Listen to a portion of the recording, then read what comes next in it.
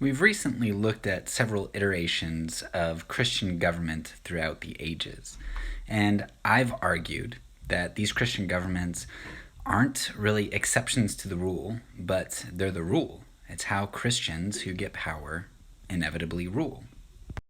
The idea is that you really need power in order to do good. So, whereas Tertullian argued that the blood of the martyrs is the seat of the church, Christian statists would argue that the blood of our enemies is the seat of the church. But while modern Christians stand in judgment of these older eras, like the post-Constantinian church or the magisterial reform and the persecutions that those things brought, really they don't understand that those Christian governments were being consistent, whereas our Christian governments are not. So today we want to talk about those logical inconsistencies.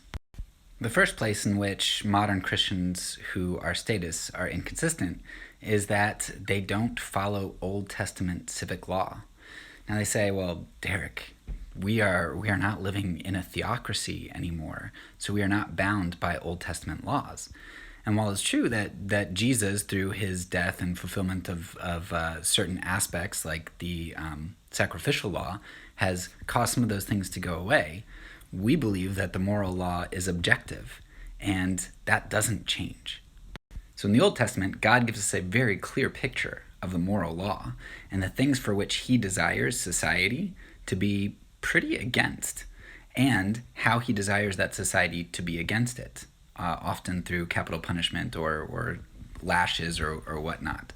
And so one has to ask, how do we pick and choose which morals we take from the Old Testament, which forms of civic penalty like death penalty and such do we implement for things that we desire, but not for things for overstepping of boundaries that God has shown us in the Old Testament.